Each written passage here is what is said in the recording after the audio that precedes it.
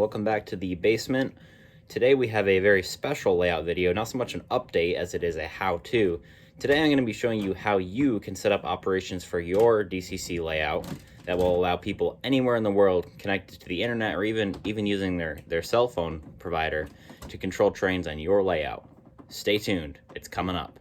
So to start things off, let's talk about what you need to do this, because obviously you don't want to waste your time watching this if you can't do it, but I think a good number of people will be able to, or maybe you know someone who could benefit from this or do this on their layout. But obviously the first thing you need is a layout, and my layout is not ideal for this actually, because it, obviously there's an edge to the layout, and then around here, and yes, sneak peek of the Y over here, there's an end and an end.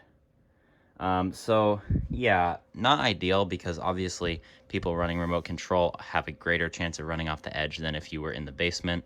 So I would highly recommend some sort of loop for this operation. But, I have had successful tests using video streaming software like Google Meet, where you can do switching and run from point A to point B. So that's the first thing you need. Second thing you need is a DCC system. Not only a DCC system, but a compatible DCC system. So I have an NCE ProCab / Power Pro, and this has a sort of a built-in interface. It's a serial port. I don't want to unplug this because the way I'm doing it is, let's just say not the best, but it's a serial port that I have a USB interface for, since obviously most computers these days don't have serial ports. So yeah, I'm using that on a USB on my computer. Digitrax, you can use the Ethernet port. So you plug it in down here, in your Ethernet jack. You might have to get an expander for that. And NCE PowerCab, which I know is a popular one. That's the entry-level NCE system. You can connect that simply using a interface purchased from NCE. So finally, you need a computer. This is a monitor. That's the computer. This is a literal beater computer that I basically put together from components I had laying around because I am a computer guy. But obviously, this isn't a good computer because it doesn't need to be. All you're running is JMRI.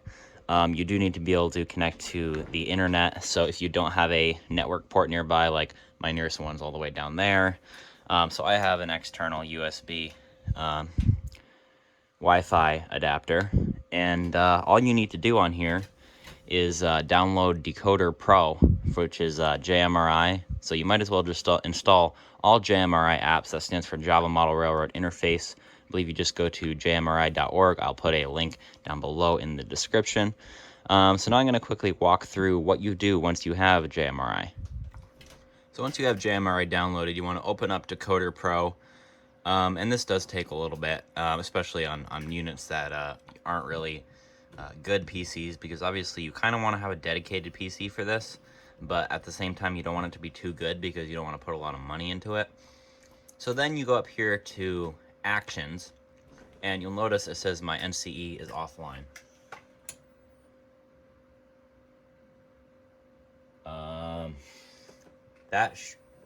Nope. So I have a short somewhere in my layout, that's why that's saying that. But that is, obviously you can work that out on your layout. But then when you're ready, you can go up here to Start Y-Throttle Server. Now, this Y-Throttle server has been started using your local home network.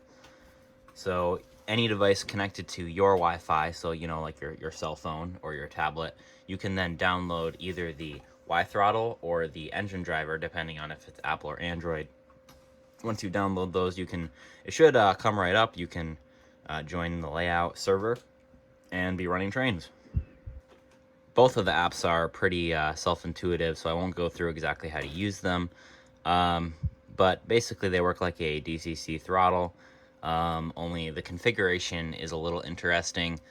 But the number you're looking at here on the system for setting up actual true remote operations is this address right here.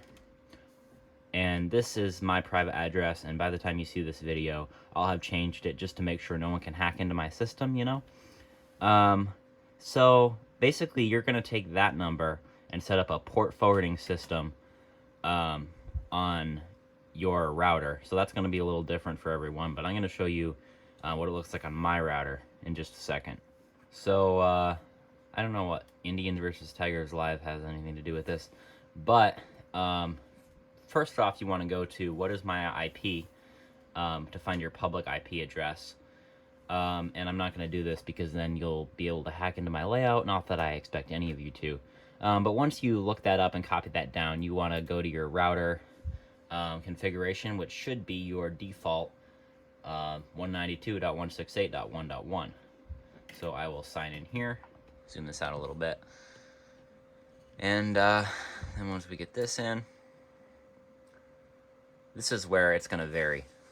So for me, I go to security, because this is basically allowing a hole through your firewall. Then I'm going to go to apps and gaming, single port forwarding, and right here I have it already set up.